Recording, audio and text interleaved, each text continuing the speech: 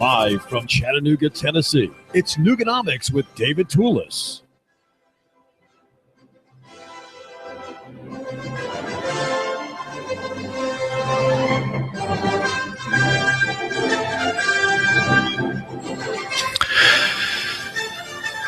The voters in Greece say no to bad options. They, of course, have been absorbed with bad options and saddled with bad options by their cultural and technological and financial elites. They've been saddled with all the privileges of socialism. Of course, they've been reaping their easy pay, their life of ease, their early retirements. And now they've said, no, we're not going to pay the good people who have lent us all this credit, extended us one bailout after the next. And now the people to whom they owe this money are no longer the bankers. The bankers have gotten out from under the burden. The bankers have offloaded the risk to the taxpayers of Germany and France and other countries. And so there's no good option for Greece. And of course, the marketplace is not in view there. No one thinks of the marketplace. No one thinks of just saying no to the whole thing, saying no even to the plebiscite, which was held yesterday. Well, this is David Toulis, and I've just come from the post office in Saudi Daisy, where as a deacon in the Christian church, I have sent a letter with multiple pages inside that letter.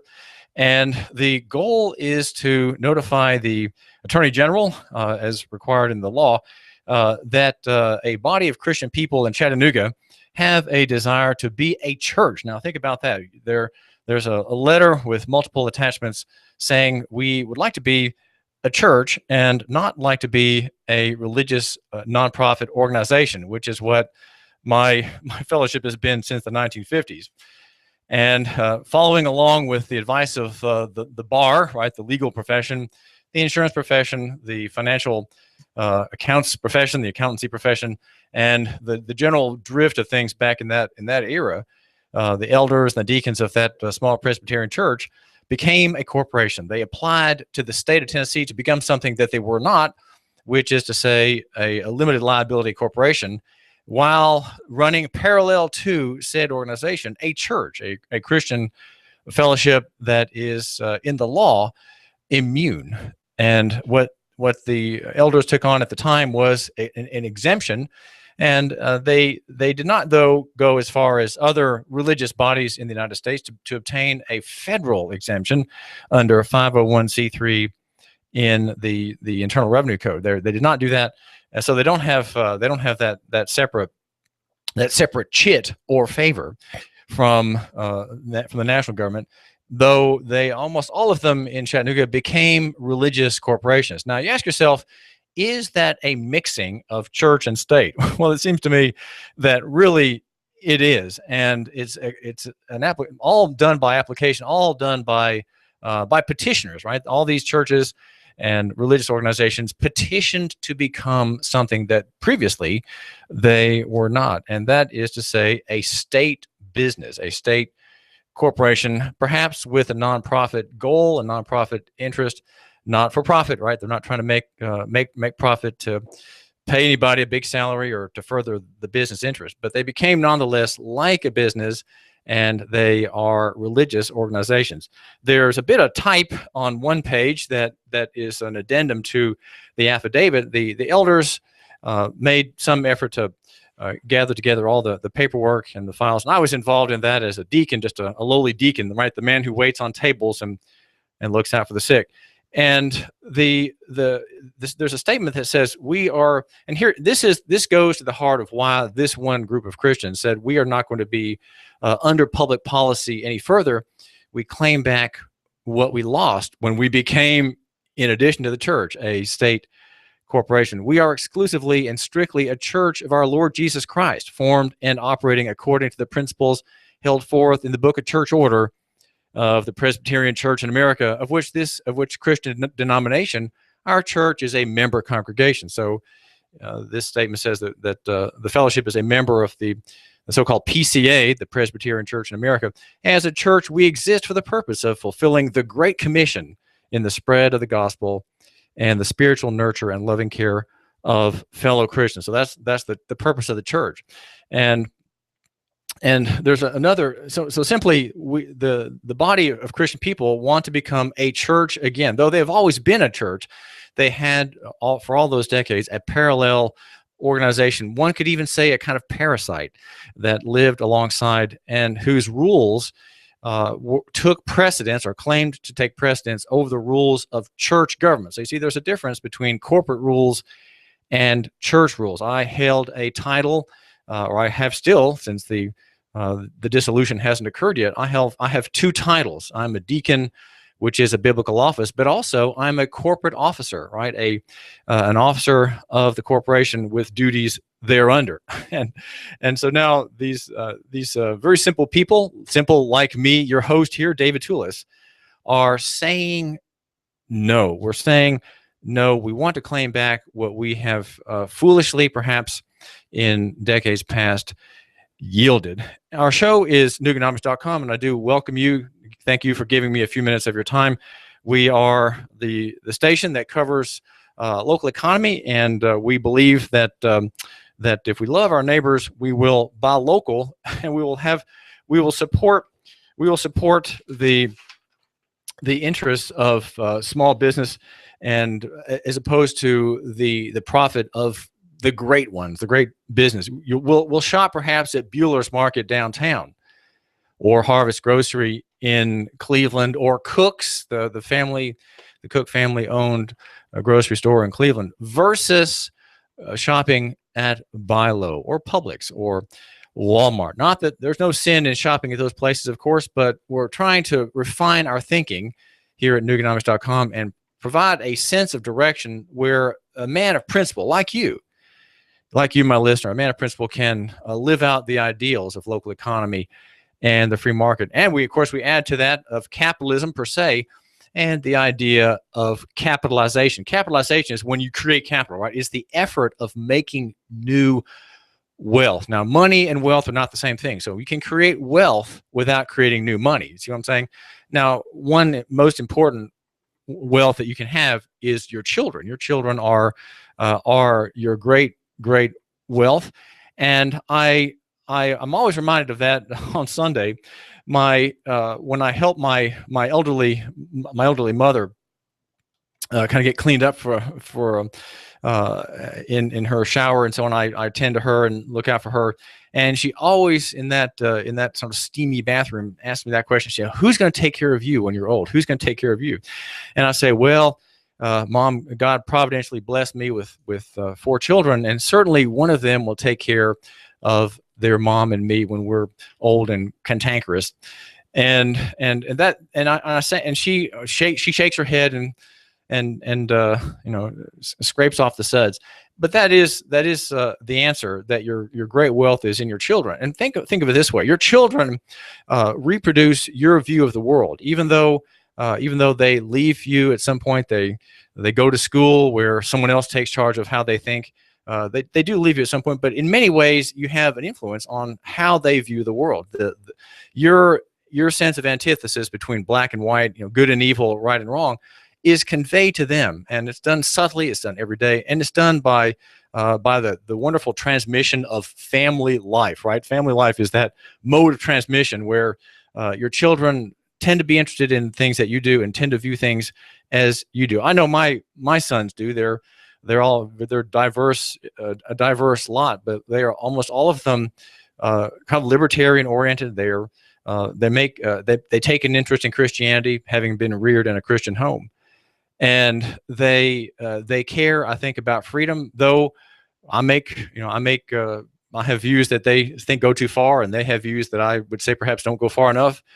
We nonetheless have a similar view of the world, in which overall you could say there's great distrust of the state, great distrust of the modern warfare state and its promises, and rather there's trust in, you could say, the free market or Christianity and its many blessings. Well, there is a blessing to be had at Delia's Authentic Mexican Restaurant. If you were hungry today, make sure you go to Delia's.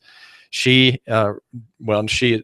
is the name of the restaurant. The she I'm referring to is Maria Hernandez, who is an immigrant, And if you want to find out what Americans enjoy when they eat south of the border, have Maria serve you at Delia's Authentic Mexican Restaurant in on Dayton Pike in Soddy Daisy, just north of the Thrasher light. If you're on 27, you take the Thrasher exit, and then when you get to Dayton Pike, you take a right turn there going north, and you'll come across Delia's on the left. There's not a fabulously marked place, but it's a good restaurant and has the freshest ingredients cooked to perfection.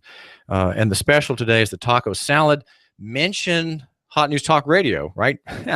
Our little station, and you'll get a free iced tea. Just a little tip for you, and the special is for you. Just mention that special, the taco salad, number 19, and you get $1 off. Just a little reward to help you out and to prosper your palate and your purse. Just say no. How do we say no to to some of the very attractive things that are being presented to us? How do we say no to the ordinance that Chris Anderson, the city council member, is proposing to regulate, administer, and bring pinpricks, if you will, into the doings of staff? We have in Chattanooga city government a very large staff in many departments, and there it is proposed by our self-styled gay legislator on the legislative branch of city government, Chris Anderson, that we have a new protection, as if the ruling in Obergefell is not protection enough. A series of words, over thousands of words across 108 pages, which demolished constitutions, right? We are to understand. If that were not enough protection, we need to now write it into the city code, a favor for gays. And I looked at the Chattanoogan.com website's not download, but a copying of that ordinance, and it has it wipes out the current language and puts in new wording. I'm not going to make a comparison right now, but it says, simply put, the city does not and will not tolerate illegal harassment of its employees. Of course, that's a very, very proper form of indignant statement. Any form of harassment related to an individual's race, color, sex, religion, national origin, age, disability, sexual orientation, gender, identity, or expression, and ethnicity, okay, is a violation of this policy and will be treated as a disciplinary matter. And now, what is harassment in let's lay the fact base out here. What is harassment? Okay, some of these, all of us are going to agree with: slurs, jokes, and other verbal, graphic, or physical conduct, statements, or materials relating to an individual's race, color, sex, religion, origin, national origin, age or disability, sexual orientation, gender, identity, or expression, and ethnicity. Okay, so if you make any comment that causes offense in these areas, you are facing discipline by your supervisor, by the higher-ups, and then there'll be a hearing. If it gets all legal, if the personnel director turns lawyer on you, as the personnel director at the Chattanooga Times Free Press once turned lawyer on me, dealing with me as if I was already in court. The whole procedure of disciplining an errant editor was handled as if it were a lawsuit already before I left. Right, this was before I had enough. Harassment includes sexual advances, requests for sexual favors, unwelcome or offensive touching, sexually provocative or abusive language, and other verbal, graphic, or physical conduct of a sexual nature. It is if you do these things, you are creating an unduly hostile or oppressive work environment. So notice that it's allowable to have a hostile or oppressive work environment. That's allowable, but it can't be unduly hostile or oppressive. So we understand that if you have a work environment, I guess by nature, there is something hostile and oppressive about it.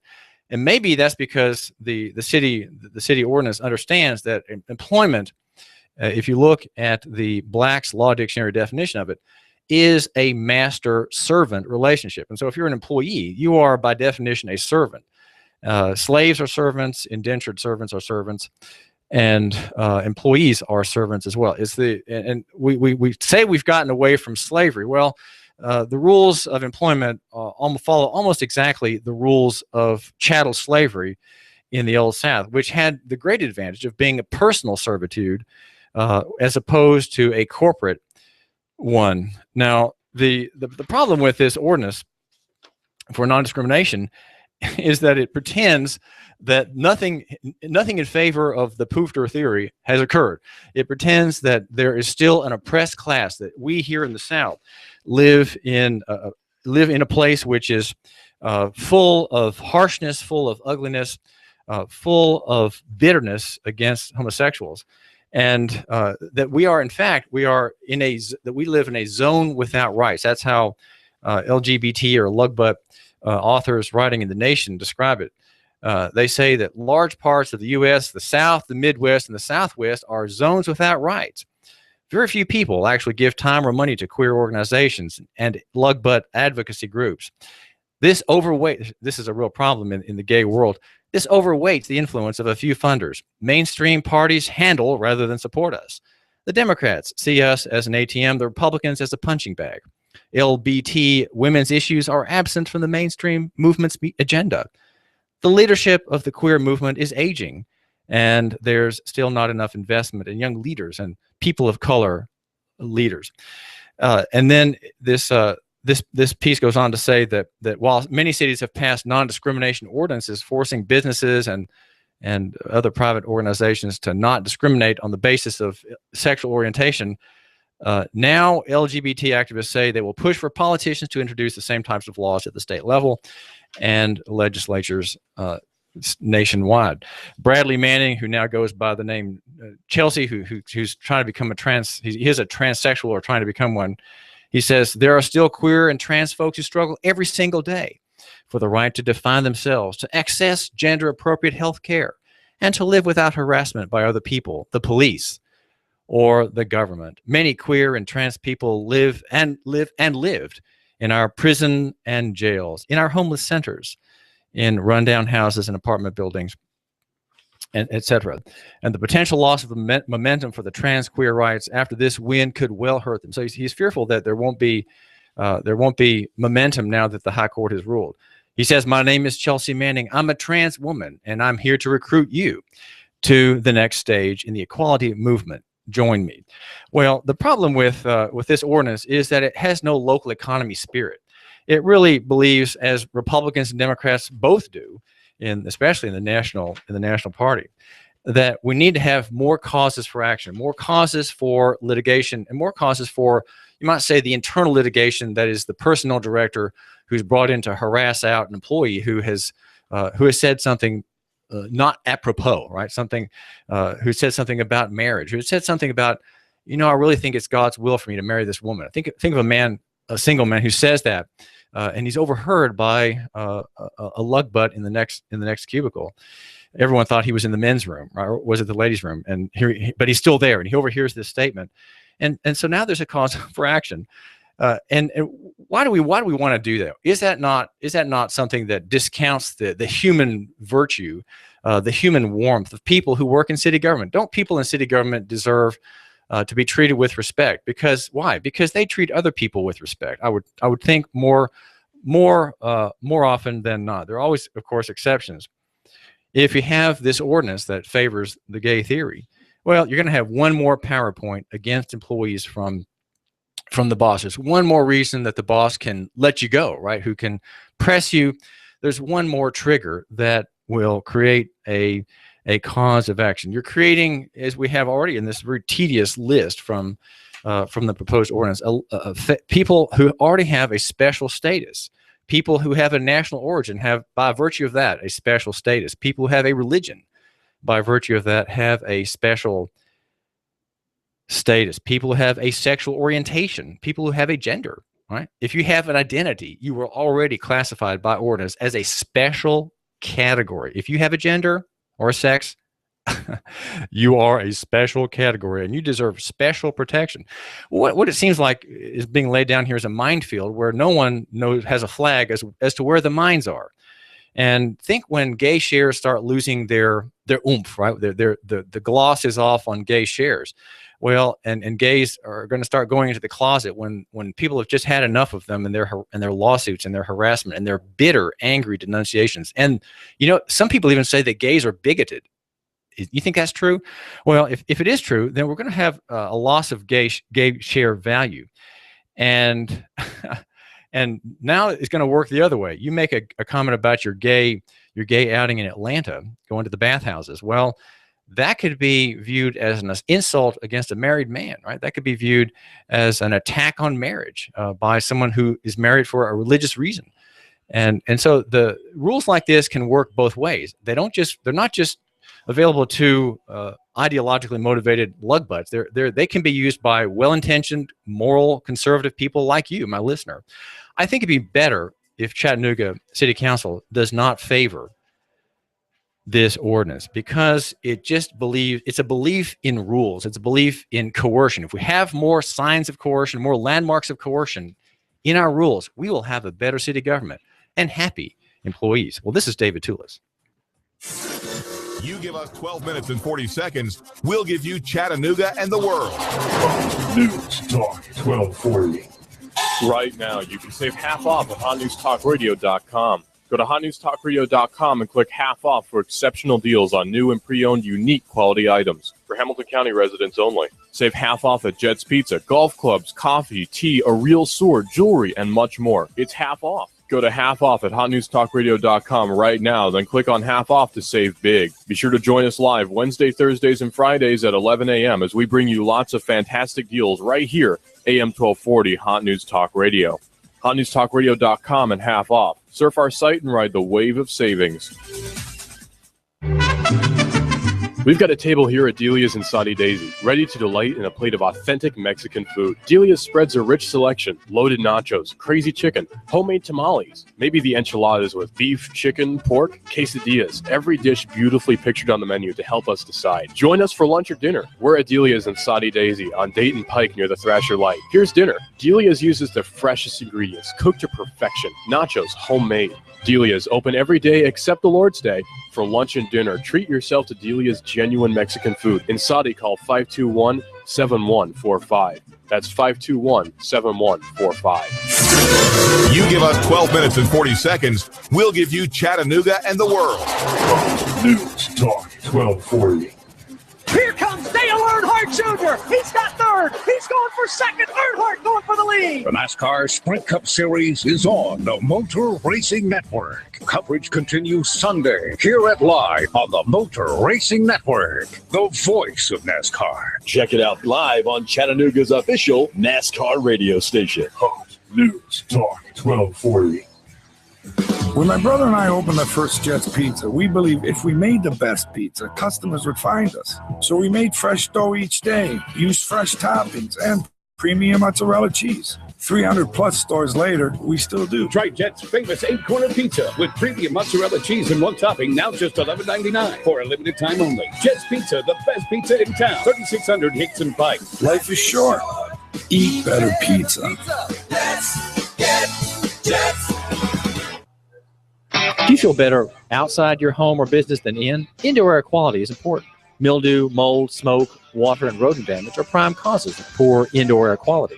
Ducts, Indoor Air Professionals, better known as Duct Busters, cleans HVAC systems using 127 definable Duct Busters steps. Let Mark Thompson address the indoor air quality at your business to help reduce employee illnesses. Prevent fires by cleaning your dryer vents. Mark and his parents, Dick and Joan Thompson, have been building our local economy and helping local people with HVAC systems 16 years. Ducts, Indoor Air Professionals.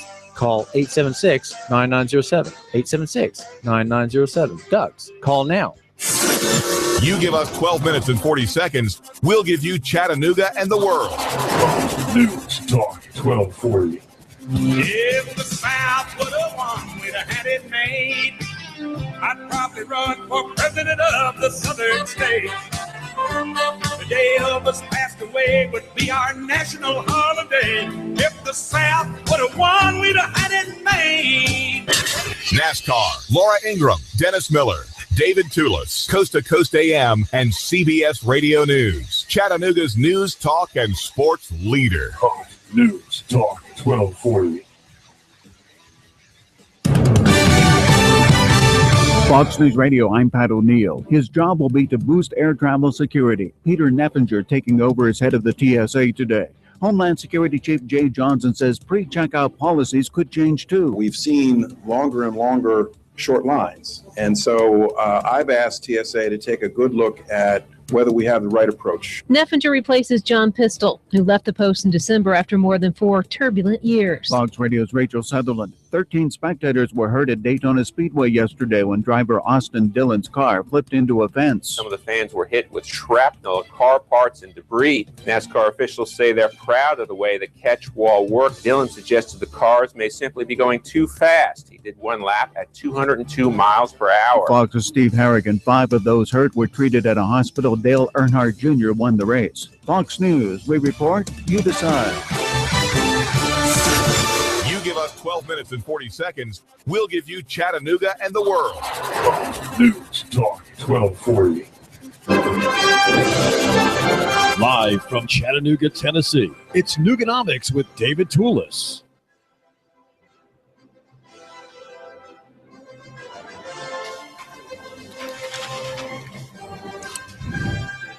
Transportation is a vital element of local economy and the national economy. In fact, it's so vital that you might find a professor or two who would urge that the state government here in Tennessee get into the automobile sales business. I'm not sure how long you'd have to search to find such a suggestion. You might have to search an hour or so, but I'm sure someone would say this is a vital area. And there are market gaps. There's an incapacity in the market, and we have to find administrators with a new agency to sell cars. Well, you laugh at the idea, and you really should, because the car dealership world is full of people who know what they're doing, and many of them are honest. One of the honest ones that I want to tell you about is Louis Otero, who runs AutoMax, which is a car lot off of Highway 58, just opposite Central High School. He has an advantage of having a very low overhead operation, somewhat like our radio station. We're very much like him in the sense that we are lean and mean as a small free market enterprise.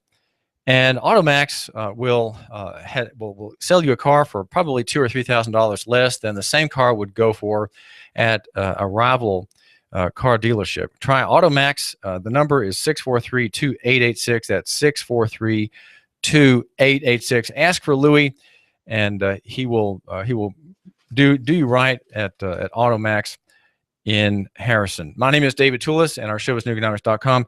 There's a story in the Chattanooga Times-Free Press on the front page in the Sunday edition. And for stories like this, you buy the local paper, right? Or even despite your feeling the need to hold your nose, you subscribe to the local paper, because a reporter, Tyler Jett, was assigned to write about Beebe High School and Walker County, and Walker County's excursion into commercial government. Commercial government is, of course, the great nemesis of the free market. And that's because commercial government thinks that, well, we can do better. And we can do better because we have the force of law, and we have access to the taxpayer that can help us if we have trouble. And if we do well, the taxpayers of our county, of our state, they're gonna see some benefit somehow. At least they can feel that they are receiving a benefit by reading about our successes in the paper. Well, the story is about Mountain Cove Farm and Beebe High School, the lone commissioner of Walker County, having this as a pet project. There's a quote. Finally, you get to some of the ideas in this narrative, and we meet a woman named Susan Hayes, who owns Susan's Diner in Flintstone. And of course, she doesn't want her tax money going to the sale of food at Mountain Cove Farm. She says, when I started my restaurant, we had to pay for it. Okay, good point. If you start a business, you, my listener, have to pay for it. In other words, you have to pay all the expenses connected with getting it off the ground and getting people to buy its product. I didn't get all new equipment, she says, and I didn't get all new tables and chairs. I had to pay for my food and beverages and my service and my lease. We had to pay for it, and had to hope we could get enough revenue to keep us going. The quote goes on, high school is in competition with every individual in Walker County who owns a restaurant. We feel like as taxpayers, we pay for it. Of course, Mrs. High School disagrees. The story says she doesn't see business as a zero-sum game. Well, that's true. Business is not a zero-sum game, but and of course, you could say that about anything. Government can justify itself by saying, well, if we become another player, say in mall, let's say we own a shoe store in a mall. Well, that brings people to the mall. So that's good for that mall. That's good for the tax base. There are all kinds of reasons you could say that it's not a zero-sum game, but the who is important. Should the who be the representatives of the people through the county corporation or the town corporation, the municipal corporation, or should the investors, the risk takers, be private parties, right, who have every reason to evaluate that market and determine if they can make a profit? A government official doesn't have the same wherewithal, doesn't have the same orientation to know that a decision to invest in Mountain Cove Farm and the food there and the menu and the cook, right? The cook was said in the story to have priced the restaurant out of the market and was, had too high a menu, too grand a menu, and so that man was let go on account of this difference on expenses.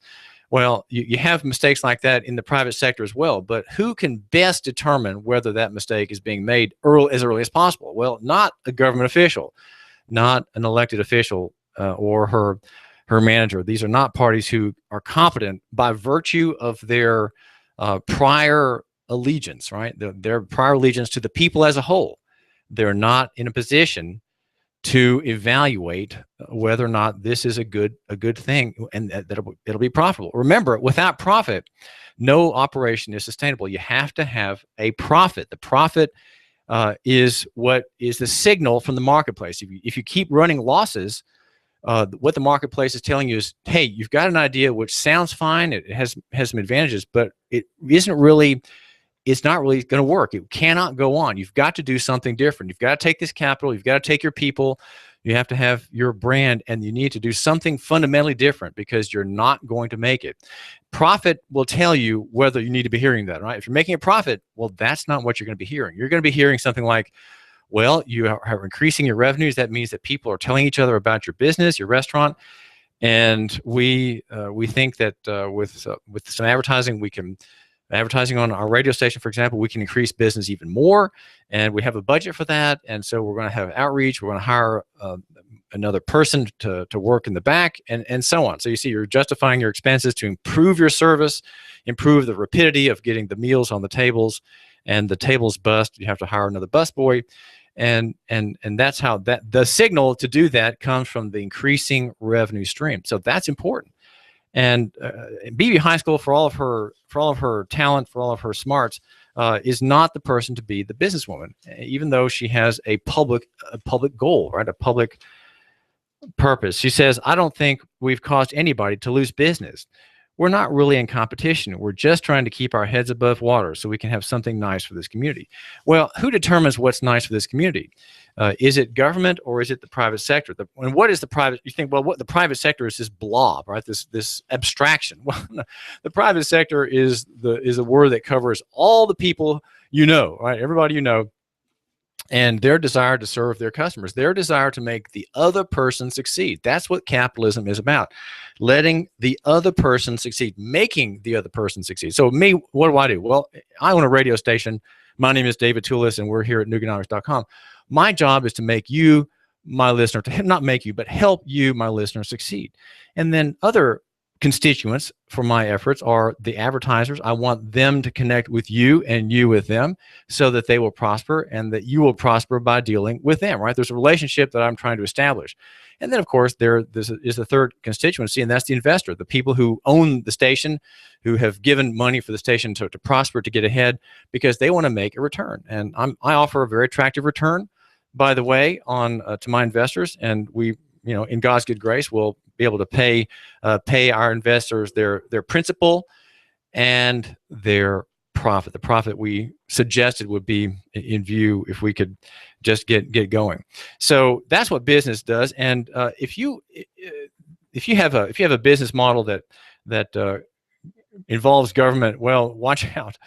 You are facing trouble. Now, there's a business model run by David Redd of QuickSurge, which goes against the government paradigm. In fact, he is with QuickSurge, his walk-in surgery clinic. He is going against the whole world, but starting out in an idea of the cash medical business, which is something that's starting now. It's actually a couple years old now, but it is the revolution, the revolt against insurance, the revolt against government. And David Redd is a leader, you might say, in this concept here in Chattanooga. There are a couple others. Homero Rivas is one, and there are a couple more doctors. A pain management doctor I'm trying to get a hold of, and at least one more, maybe two more, who are taking on the giants. QuickSurge is at QUIKSURG.com. That's QUIKSURG. Find out David's prices. He does moles, skin tags, cuts, lacerations, and the like. And he does not take insurance. He does not take insurance. And my argument is that you need to divest national and invest local. And if you need help in that area and want to buy into someone else's successful business model, well, contact Bruce Krebs. He runs Entrepreneur Source, and he will get you into a franchise that's suitable to your background, to your interest, to how much capital you have, whether or not your wife will be able to help you, whether or not you have a teen son willing to help you at the beginning, whether or not you want to buy a building or just run a service. Bruce Krebs is the man to help you. Call him today. Get on his schedule today. You need to have, my listener, a plan B. You need to have, please, a plan B. Think about our show. Think about what we're proposing. We are proposing a long-term cataclysm, a financial disaster of great scale ahead. Have something in line now. Work on it now.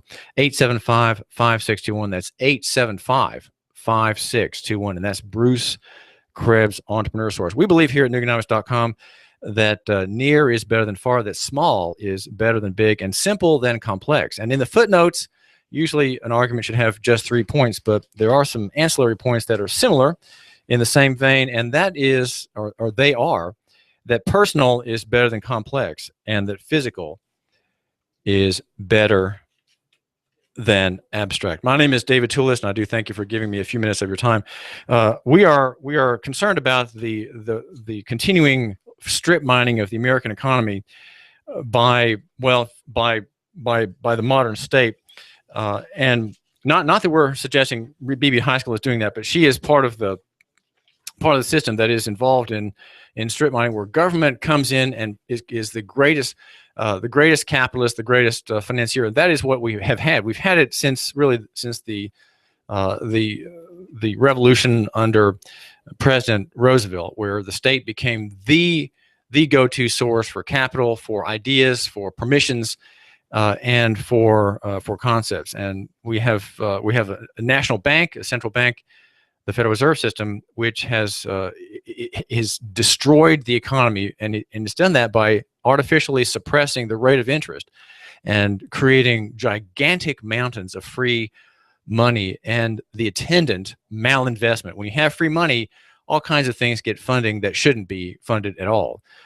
And we're thinking of strip malls. Okay, think about strip malls, think about shopping centers, think about condos, high rises, and hotel space. These are all kinds of things which have been hugely overbuilt, and that's because the money with which to build them is free, and the companies that are involved are floating their notes and not dealing with the day of reckoning. Another way in which we have government strip mining the economy is by road thievery. Road thievery, according to a Washington Post account, has some dreadful and you might even say shameful sidelights. For example, in 2014, the DEA harassed a young black man at the Cincinnati, North Kentucky airport and seized $11,000 in cash from him. 24-year-old college student Charles Clark.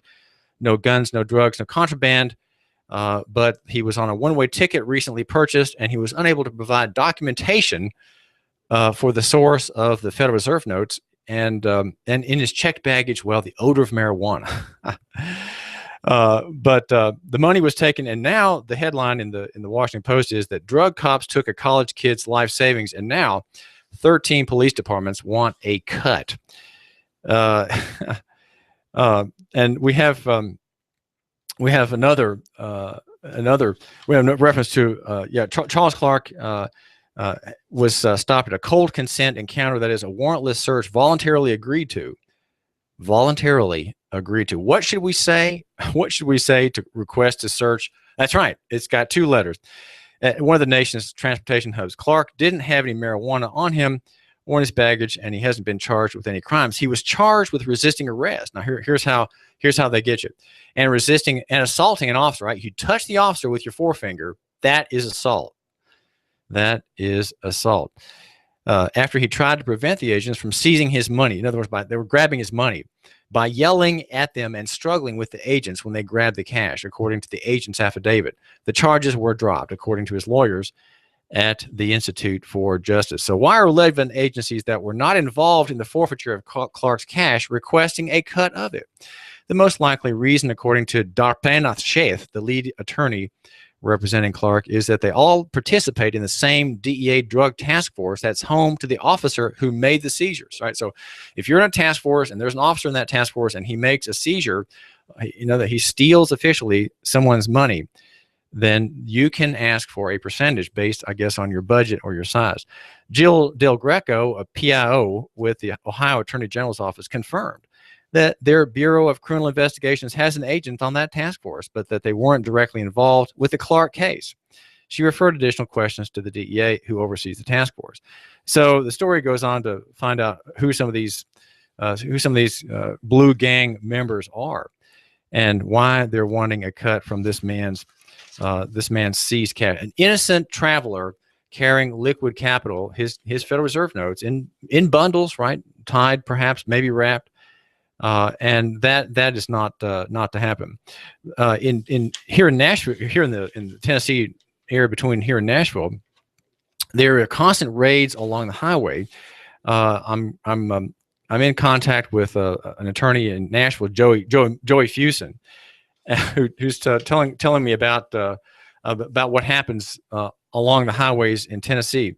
One particular incident covered in a news report involves an officer seizing a vehicle on the Interstate Highway 40 without any reason. Although he alleged the driver of the vehicle was swerving, the helicopter in the air tells a different story. It has nothing to do with swerving, as the video clearly shows, and has everything to do with profiling. Police in Tennessee admittedly profile, and it is being used by each and every police officer sitting on the side of the interstate.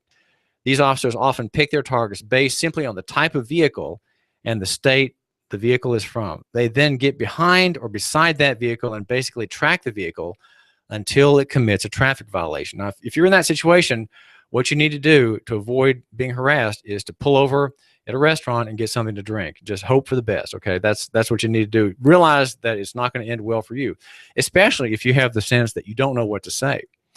As the video shows, if the driver does not commit a true violation of the law, the police still often choose to go ahead and stop the vehicle, despite it being a direct violation of the Tennessee and U.S. Constitution. If the local police did not need any more incentive, the local law enforcement agencies receive 100% of proceeds for their respective agency. They cannot spend it on their salaries, he says, but they do spend it on their agency, which continues to operate in large part due to the millions of dollars that they bring in each year. So we have losses from the private sector to the public sector, and there is a kind of dole in which agencies gather around to see how much they can take from innocent travelers of the road who have lost their assets. Well, our show is Nuganomics.com, and we are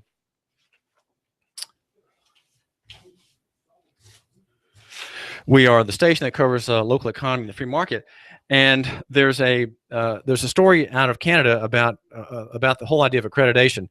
The market in education is, of course, shattering into a million pieces, and we can see the pressures against centralization of schooling in several areas. In California, the vaccination rule is going to deplete the roles of many schools among parents who are very conscientious about vaccinations and mercury and other poisons such as thimerosal, which are part of the preservatives in vaccines, and so they're not going to tolerate school no matter if it's free, right? That the fact it's free keeps them there to begin with, even though they often are champing at the bit and resentful of some of the doctrines taught in the factory school.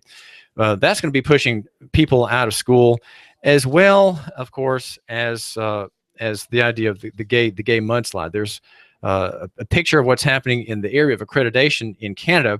Trinity Western University is a Christian college in Vancouver that had sought to open a law school, but in Canada there's an organization that does not is called the Law Society of Upper Canada, which governs bar admission in Ontario, and it refused to accredit the school because it has a covenant that students sign that in which they agree that all sex other than that within heterosexual marriage, other than that within marriage, is allowed, and they will hold to that. And the rule, of course, that discriminates against both gays and those who do not believe in marriage. You can't have that. And so the law school was denied accreditation. Well, the whole idea of accreditation is something which is long-term on its way out, with the state being the chief accreditor, and those organizations which are connected to the state, they all are, of course, on their high pedestal right now. But the marketplace, as consolidation continues in the public sector, in education, in school services, the idea of the marketplace will continue to erode the client base, and some of the clients will be pushed out by lug butt theory for one, or vaccines in the case of California. But others are going to be drawn out by other things, not ejected, if you will, from the public school sector, but drawn into the private sector by technology. Gary North, in a great little essay that talks about how to bring down the New World Order, discusses how the elites have their 20 universities, and how all the members of the elite class go to these schools where they're groomed to govern, right? They're groomed to govern. And so this system is losing its power, you might say, over the American economy, over American public life, he suggests. And the wave of the future is self-directed education. You could say homeschooling. It costs little or nothing to provide students with a self-educating program. Technology is decentralizing. Parents can find a wide variety of programs for children with varying skills. The delivery system is essentially free if you have high-speed internet. Of course, who doesn't nowadays? The main cost now is time. Large families are the main beneficiaries of homeschooling. The tuition-based private school system was geared to small families. The costs were high for large families, but size is no longer a factor. Once a parent adopts a self-teaching curriculum, the student goes at his own pace.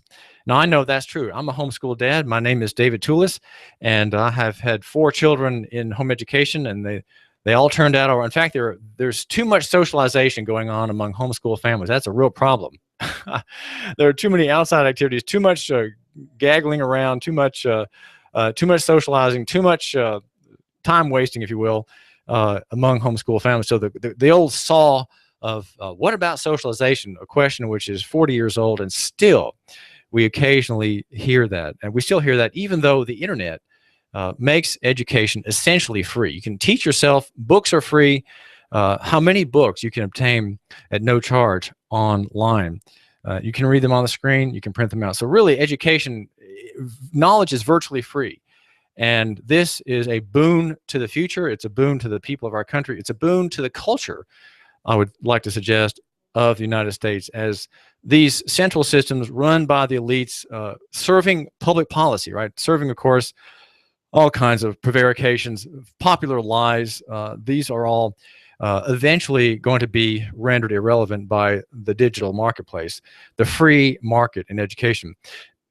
By the way, there is a homeschool expo coming up here in Chattanooga. Actually, it's at Camp Jordan in East Ridge. The dates are July 17 and July 18. Make sure you find out about that. If you have children, or if you have maybe grandchildren who would like an educational gift, or a book, or sequence, or software, or other, make sure you find out about the homeschool Education Expo in Chattanooga, July 17 and July 18. If you have pollution indoors in your factory or your house, make sure you contact Ducts, the indoor air professionals, formerly Duct Busters. Ducts cleans the mold and mildew and the junk from your long neglected ductwork, everything between your vent and your HVAC system. 876-9907 is the number. HVAC system, 876-9907. My name is David Toulis, and Mark Thompson is waiting to serve you. Reduce your indoor air pollution from the mold and mildew that collects in your ductwork. I do appreciate you giving me a few minutes of your time. We're going to talk next about prospering as a business manager. You give us 12 minutes and 40 seconds, we'll give you Chattanooga and the world. News Talk 1240. Arnie Guest Goldsmith, Chattanooga's gold standard in quality, selection, and beautifully handcrafted jewelry. Arnie Guest Goldsmith has 7 jewelers on site and ready to assist you in the design of your one-of-a-kind diamond piece. Arnie Guest Goldsmith, Chattanooga's gold standard in quality, selection, and beautifully handcrafted jewelry. Arnie Guest Goldsmith has 7 jewelers on site and ready to assist you in the design of your one-of-a-kind diamond piece to the perfect affordable handcrafted gem. From just $20 silver earrings to your dream elegant work of art to adorn your finger, neck, and wrists, impressing your friends and family, Arnie Guest Goldsmith will ensure that your budget is met. Planning the perfect wedding or a special event? Then let Arnie Guest Goldsmith assist you in choosing or designing the keepsake that will last you a lifetime. All of Arnie Guest Goldsmith repairs and crafting are done in-house, so you can be rest assured that it will meet or exceed your expectations. For over 30 years, Arnie Guest Goldsmith has served Chattanooga with the finest jewelry and services, meeting only the highest quality and standards. So the next time you think of jewelry, custom design, remounting, appraisals, or repairs, remember Arnie Guest Goldsmith. And please visit Arnie Guest Goldsmith at 5090 Adams Road, Hickson. That's 5090 Adams Road, Hickson. Call 875-2390. That's 875-2390. Or go to jewelryfromscratch.com. That's all one word, jewelryfromscratch.com. Jewelryfromscratch.com. Arnie Guest Goldsmith of Chattanooga. Surgery does not have to be financially painful. Hi, I'm Surgical Dr. David Red, and I'd like to invite you to my walk-in surgery clinic in North Shore. Quick Surge brings you immediate relief from moles, skin tags, maybe a laceration. Quick Surge. You walk in, fill out a mini form, I numb the area I'll treat, and before you know it, you're on your way home. Do I take insurance? No, because I take cash customers. I have super low and fixed prices, credit card, check, or cash. Uninsured, member of the working financially disadvantaged, choose Quick Surge. I publish prices online. No murk, just sunshine. Hassle-free, pain-free. Love the idea of a personal relationship with a doctor? Drop in with a nasty cut from work. Quick Surge, I'll take care of you. Quick Surge in the Public Center on the North Shore. No insurance hassles with Quick Surge. The national medical system is dysfunctional, overpriced, very alienating. I'm part of the solution, and so are you. Come on home. QuickSurge.com. QUIKSURG. Relief. By the time the police get there, it may be too late. Arm yourself today. Protect you and your loved ones with a pistol, shotgun, or rifle. At Sportsman Supply and Services in Hickson, they offer a huge selection of firearms, ammo, and accessories. In business for over 26 years, Sportsman Supply and Services features an indoor shooting range, carry permit, and handgun safety courses. You know, in Tennessee, you can carry a handgun in your vehicle with no permit. Go to Sportsman Supply and Services today. Sportsman Supply and Services in Hickson, where owner Carl, who's a former owner of Montlake Shooting Center, will guide you in deciding on the perfect gun. Looking for ammo, high-capacity magazines, hunting rifles, and accessories? Sportsman Supply and Services in Hickson has it. If you want to save money and ammo, then add laser training as part of your shooting experience. Sportsman Supply and Services in Hickson. Their mission is to provide customers with the best firearms equipment, instruction, service, and indoor shooting experience. Sportsman Supply and Services, 4824 Hickson Pike, next to the Holiday Inn Express. Call 875-4868. That's 875-4868. Here you are, working to keep your customers happy and to manage your cash flow. IRS problems are the last thing you need, but here they are, flapping about you like vultures. Get help from Eric Pelton and his team of accountants at E.J. Pelton Company. Audits, letters, proposed return changes, 1099s, penalty threats. Pelton Tax Resolution Services brings peace of mind and helps you keep more of what you've earned. EJPelton.com. Offices on Brainerd Road and in Saudi Daisy, just north of the Bilo. That's EJ Pelton. Call 622-3156. Think ahead, 622-3156. All systems go. Got a printing You give project us on 12 deadline. minutes and 40 seconds, we'll give you Chattanooga and the world. WSDT Saudi Daisy, Chattanooga. CBS News. I'm Harley Carnes. South Carolina's state senators are discussing the flight of the Confederate battle flag on a pole on State House grounds. Democrat Vincent Shaheen says, bring it down. It is not about the history. It is not about heritage. It is not about hate. It's about how to heal wounds. Republican Lee Bright says it is about history and pride. It is not about racism. I believe a majority of South Carolinians would like to see it up, and I believe I'm speaking for a majority of South Carolinians. So I would like to prove that with a vote. He's proposing an amendment to put the question to a popular vote to let the people of South Carolina make the decision. Eurozone officials in Brussels and in Berlin say it appears more likely that Greece may exit the economic zone and go it alone. Voters over the weekend rejected the Eurozone demands for austerity for another bailout, saying no essentially means no bailout. Sky News reporter Katie Stollard in Athens says banks will remain closed through at least Wednesday. There is real anxiety about how long these banks are going to be closed for. They were meant to be reopening tomorrow, Tuesday. We were promised by the finance minister that whichever way this referendum went, the banks would reopen tomorrow morning. On the other hand, Greece's combative finance minister has resigned, and some are saying his exit could lead to more accommodating negotiations.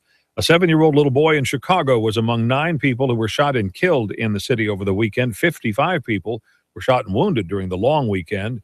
Police Superintendent Gary McCarthy says the gunman was aiming at the little boy's father. Come here today outraged and saddened by the amount of gun violence that has plagued our city, particularly over the last 24 hours. McCarthy says the justice system in Chicago is broken, putting violent criminals back onto the streets without severe penalties. Pope Francis is visiting in Ecuador. It is a festive and joyous crowd in Guayaquil. CBS's Anna Matranga is there. People are lining the streets to catch a glimpse of him, and he received that same warm welcome from Ecuadorians yesterday when he landed in Quito. People lined the streets into the capital, throwing flowers and waving as his motorcade drove by. On Wall Street, the Dow's down 89 points. NASDAQ is off 33. Oil prices $53.25 a barrel. Message to President Obama from some lawmakers in Kenya. Irungu Kangata says President Obama is coming to visit his family's home country later this month. Kangata said when he comes to Kenya and tries to bring the abortion agenda, the gay agenda, we shall tell him to shut up and go home, unquote. Demonstrators in Nairobi were wearing shirts that said stand with the family. You are listening to CBS Radio News, honored with the Edward R. Murrow Award for Best Newscast for the 3rd year in a row. This is CBS News.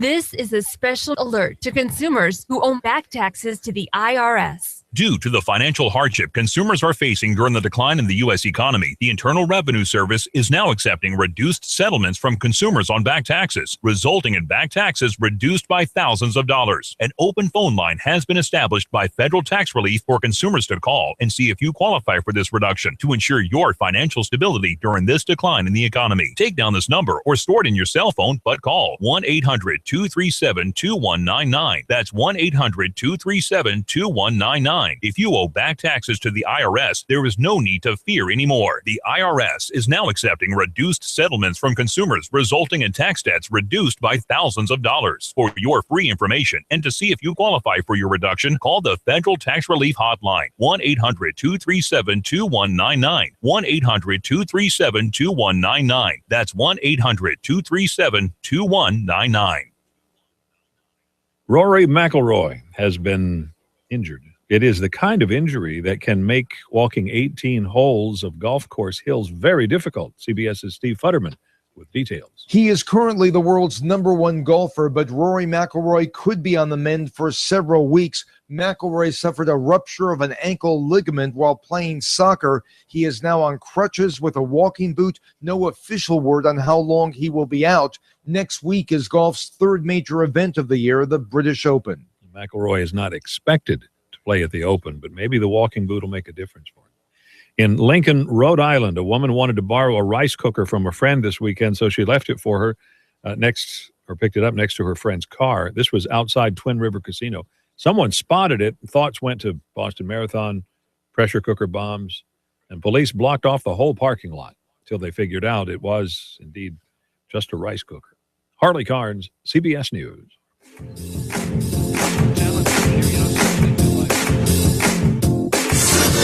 You give us 12 minutes and 40 seconds, we'll give you Chattanooga and the world. News Talk 1240. Live from Chattanooga, Tennessee, it's Nooganomics with David Toulis.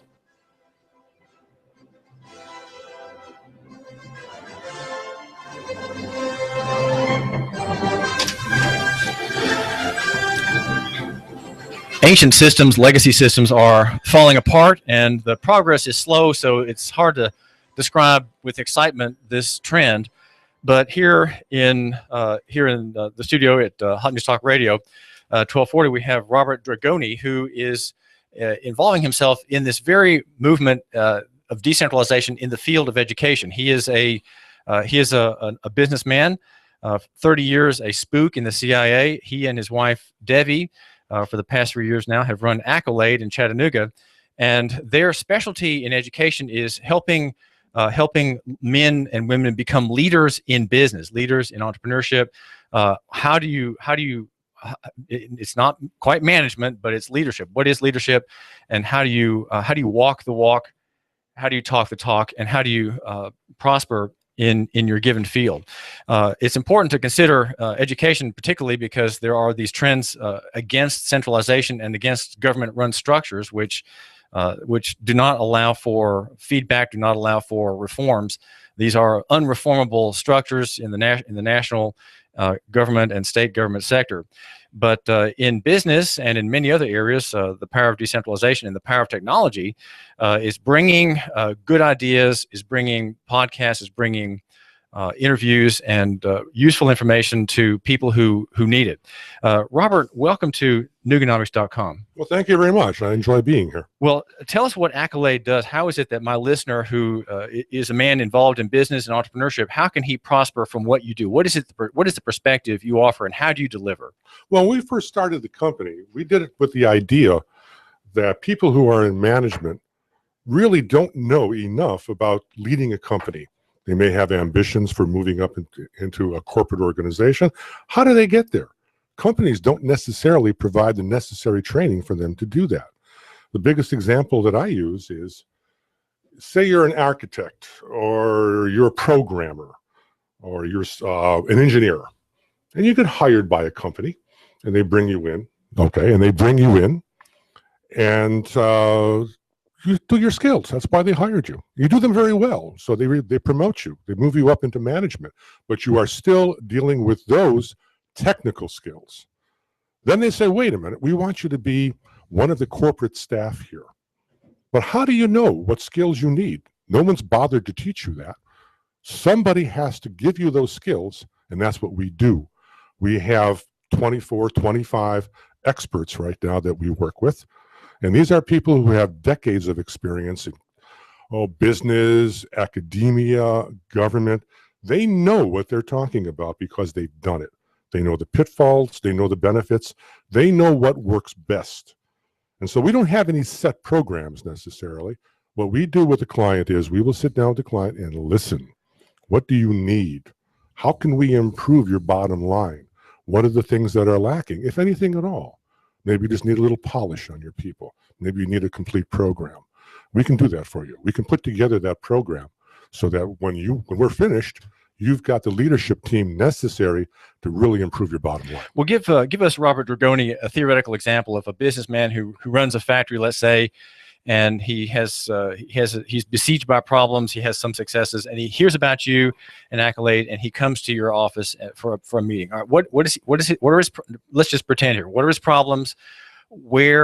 Suggest how you steer him eventually to one of your 24 experts, and then tell how that expert interacts with the client. Right. I'm thinking of a specific example that we had a couple of years ago where we were brought into a company and they said, we need better communication.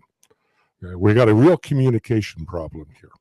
So we sat down with them and we talked to them, and they had maybe 75 people altogether who were working in the company, but they had something like 20 managers. They had 20 people who were leading the company. We asked them for a chart. Well, what does your company look like? Who does what? And they could not produce one that said so-and-so is responsible for this section, and this section is another person. It kind of overlaps. We do this stuff as it comes up.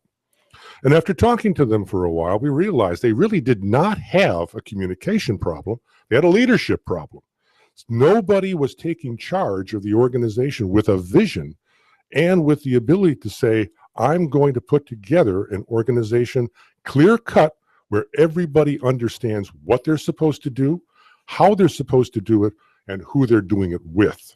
So we brought in people who could do that kind of thing, people who knew leadership skills, people who could teach the higher echelon of the company how to manage conflict, how to build teams, how to communicate publicly, how to dress. This is what we do.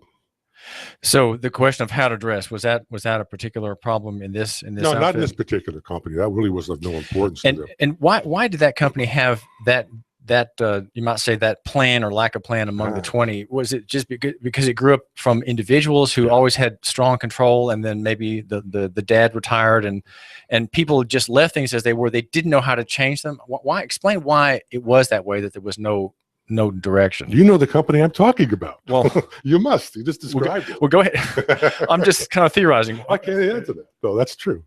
No, what happened was it was a family business. It was founded by an individual, and then he gave it to his son. His son built it up, and his son was working to 70 with employees. Yes, the son was working with one or two family members who made all the decisions.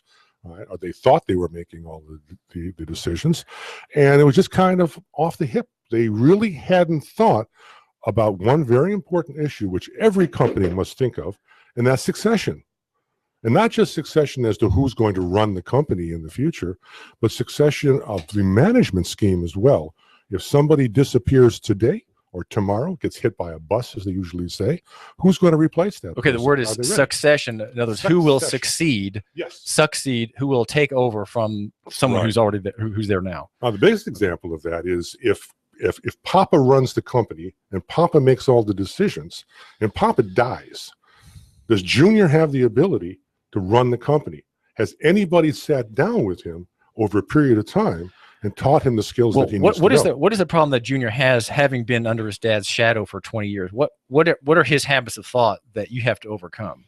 Well, the biggest thing is Dad has never given him enough responsibility where he could run the company independently. That means he doesn't know how it works. Well, to a significant degree, that may be true, but he may know how the business works, but he may not know how to make the decisions and how to delegate authority, how to build the teams necessary to make that company profitable. So what goes into that man building teams? What does he need to know about building the team that he doesn't have? His dad didn't build the team. He thought he was part of a team player. His managers were he thought part of the team, but they really weren't a team, you're saying. Yeah. What did he have to learn? What did he not get?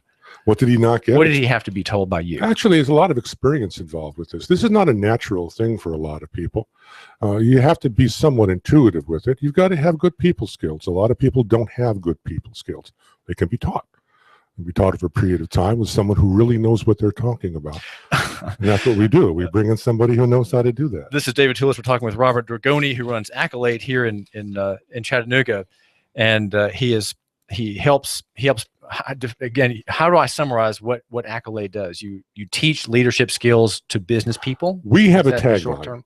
Go And ahead. our tagline is quality communication behind quality leadership.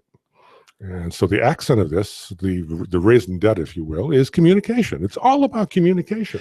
What is it that, in the example we were mentioning, what is it that son who finally's taken over because his dad dies or retires, he doesn't have good people skills? What are some essentials, Robert Dragoni, of people skills that my listener needs to keep in mind as he deals with people in his field? There's all kinds of communication. And this is very important. When we talk about leadership, we're talking about an entire spectrum, if you will, of leadership skills.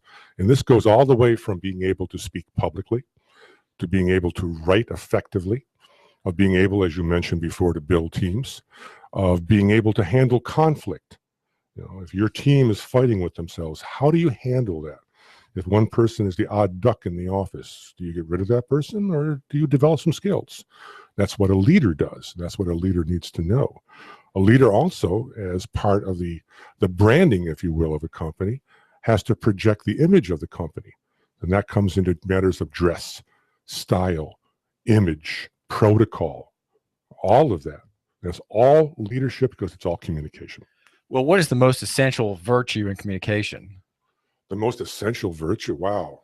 It has to be clear, it has to be concise, and it has to be complete. Those are the 3 C's. And the person who's doing those 3 things, what is his virtue? What does he have to have in his mind, if you will, or in his heart that lets him do what you're saying he has to do? One of the prime things that a leader has to do is to share vision. I mean, what makes a person a leader? Why would you want to follow somebody? Because they have a vision that they're going to share with you and get you to believe in. That's what a leader does. Well, be specific. What would a vision be like? Let's take maybe a bike shop. A bike shop has a staff of 4 or 5. There's the owner.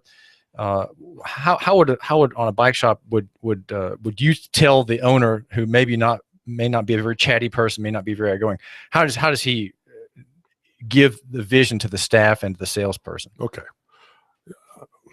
Or some other kind of business. Yeah, we have a podcast that we call Learn Share Radio. It's a weekly podcast, and we interview people on the subjects of communication. It's called Learn Share Radio. Learn Share Radio. Got it. It's on iTunes, and it's on Pinterest, it's on Tumblr, and a bunch of other sites, as well as our own website. So we interviewed recently an individual who works for a man called Simon Sinek. Simon Sinek has, I think, the 2nd or 3rd most popular TED Talk of all time. And the subject of this TED Talk is start with why. Why do you start a company? It's very important. Very important. A lot of people say, I want to be in business because I want to make money, or I got this great idea. But if you don't start with the reason why you want that company, it's not going to succeed. And that's what the vision comes in. Your why has to be shared with the people who work for you. So if you're a bike manufacturer, even a small scale bike manufacturer, why are you doing this? Why do you want to build these bicycles? What makes them different? And why should somebody work with you to do that? If you can impart that to your employees, you will have a successful business. Well, how much of that vision is customer centric? Oh yeah, it's all about the customer. All about the customer. Without the customers, where are you? You have no business. Okay. Well, when I think about making my customer succeed, I'm thinking, what can I do to make my customer prosper? So if I'm running a bike manufacturer, in your example, I want the customer to have the fastest bike, the bike with the nicest curves, the most beautiful architecture, maybe something innovative about the gears, maybe something unique about the brakes, or something aerodynamic. Okay. That's the product. That's the product. Okay, that's the product. Well, go beyond that then. How does the vision come bring the bike customer, the bike buyer, into the story? A lot of people think that when they start a business, that what they're really aiming for is to get as many customers as possible. I suppose to a degree that's true, but the really successful businesses concentrate on making the same customer come back again and again and again. That's what really builds a successful company. Maybe a small bike shop is not the best example of that. But certainly for a lot of businesses, you've got to make the customers happy. You've got to have them coming back, and then they will start talking about your product to other people. Now, the work of Accolade is not to help the company and the customer. Your job is before that happens, right? Your job is we're not really internal to the business Yeah, itself. we're not into sales. We're not into marketing. That's not what we do. We're not a marketing company. What we are is a leadership company, and we really concentrate on the soft skills, the people skills that can help make a company successful. And your clients range from one individual to companies. We do individuals. What's the range of business that you have? Wow. We used to say when we started out that we wanted maybe 90 people in a company, $2 million. But the way things are handled now in the marketplace, we can do an individual because we're no longer doing this necessarily on a personal basis. We started off doing that way. We thought we would do workshops. We could we advertise them. People would come in. We would bring our experts in wherever they were. But it's a very expensive way to do business and not necessarily the best way to do business these days. These days, it's all about media. So there's some podcasts or some interviews that you have with experts. You have one series that's called 3 and 6. Is that 3 for 5? 3 for 5. Is that 3 experts for 5 minutes? 3 experts for 5 minutes. Okay. That's our video. Well, okay. So you have some things. Of course, you're giving these things away, and they're free. But how do you get paid if you have to give some things away? How do you make your living, Robert Dragoni? We tried doing the usual way of marketing and advertising. We did mail campaigns. We did cold calls with somewhat limited success. But the way that marketing is handled now is it's called content marketing. You give people something for nothing that is of value to them. They will appreciate that, and they will come back and they will talk to you about what you can do for a price. That's where business is generated now. Is that model working in the educational sector as well? I would judge you are somewhat in the education sector. You're not exactly a school, but you are providing knowledge on how to do things, how to make things work, and so that you are teaching people, your customers.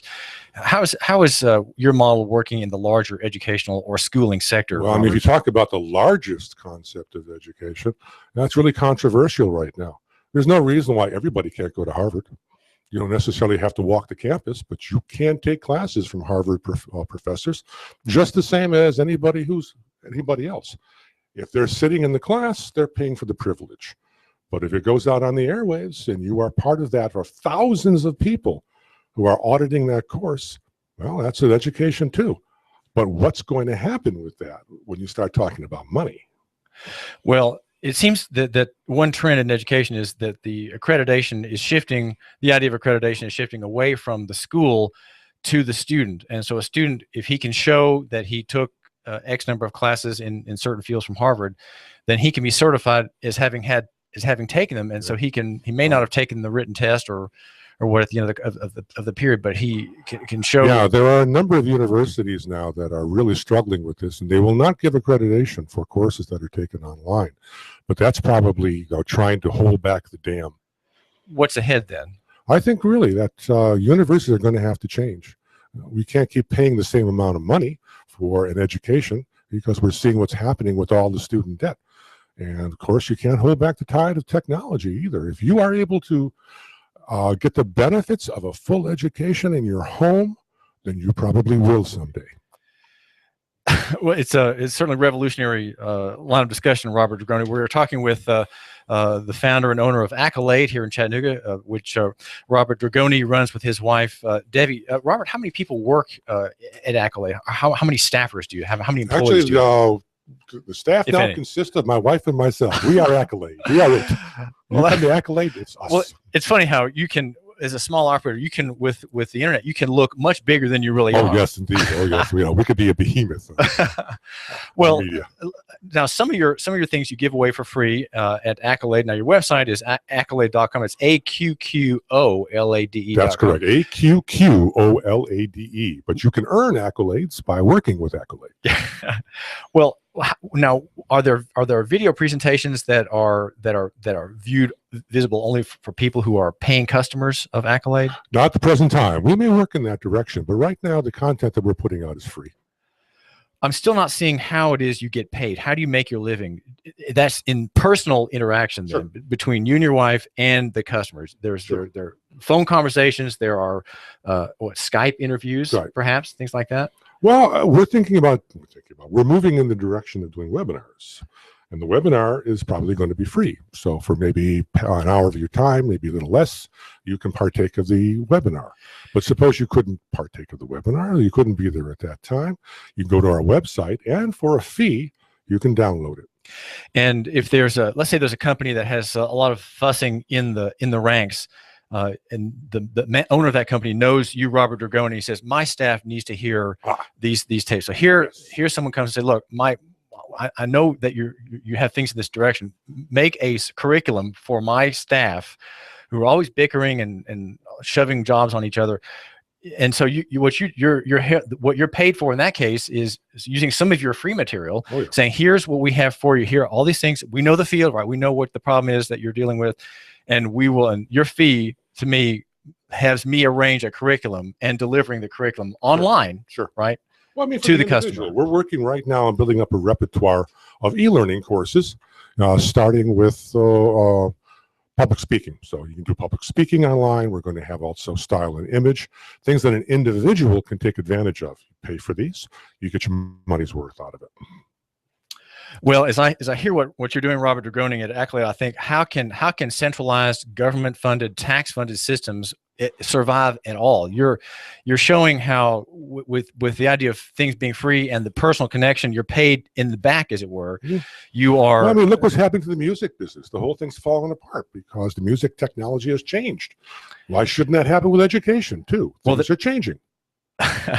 This is David Toulis. The next question we're going to ask is, what is the difference between management and leadership? Management and leadership, they're not the same thing. No. We want to be leaders in our businesses, in our fields.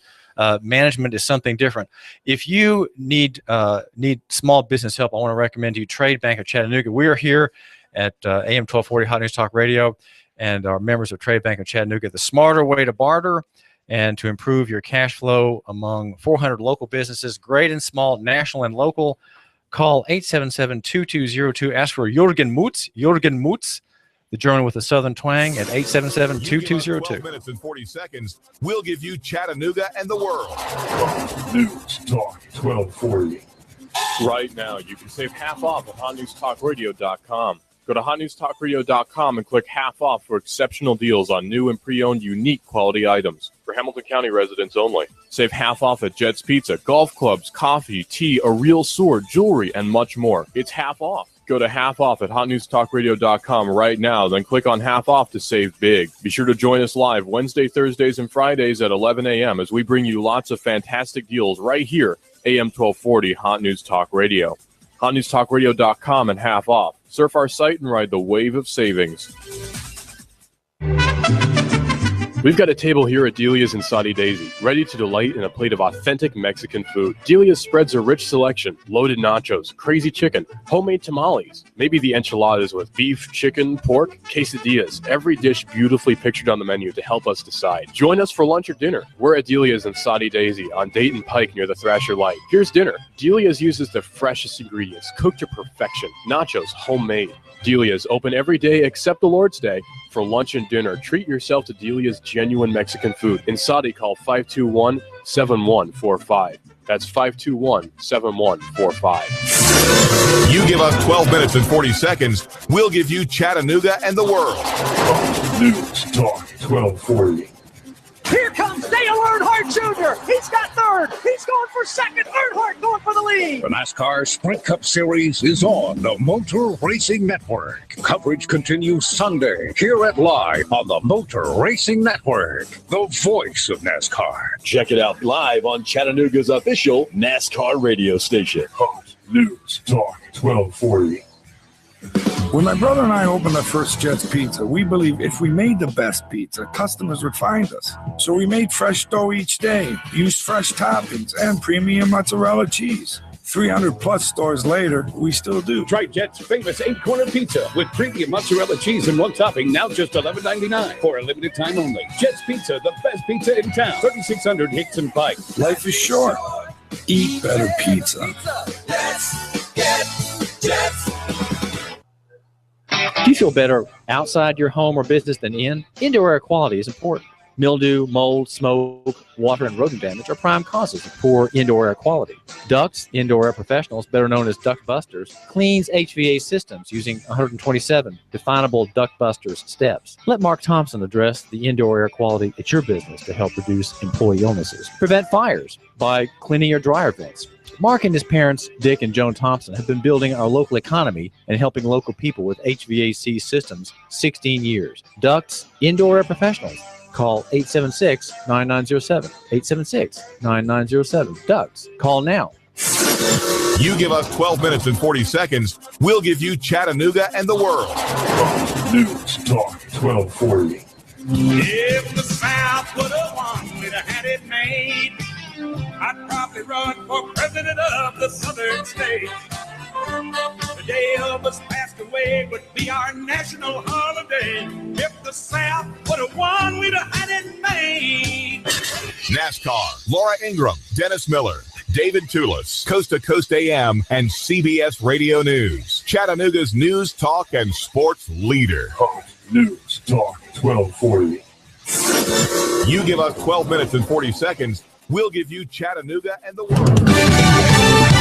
Fox News Radio, I'm Pat O'Neill. The U.S. conducted airstrikes against ISIS over the weekend in eastern Syria and says they are working. Defense Secretary Ash Carter telling reporters the targets are coordinated with local fighters, including validating that there won't be damage to innocent civilians. President Obama getting an update on the ISIS operation from Pentagon commanders later today. Fox Radio's Jared Halpern. South Carolina lawmakers debating a proposal to remove the Confederate flag from the State House grounds. Democratic Senator Vincent Shaheen. It's one small piece of that culture of division that we live in, but it's one small piece that we can do something about. South Carolina Governor Nikki Haley called for the flag to come down after last month's Charleston shooting that killed 9. Service firms, which employ about 90% of U.S. workers, grew at a slightly higher pace last month. The trade group credits improved hiring and spending. Fox News, we report, you decide. Live from Chattanooga, Tennessee, it's Nooganomics with David Toulis.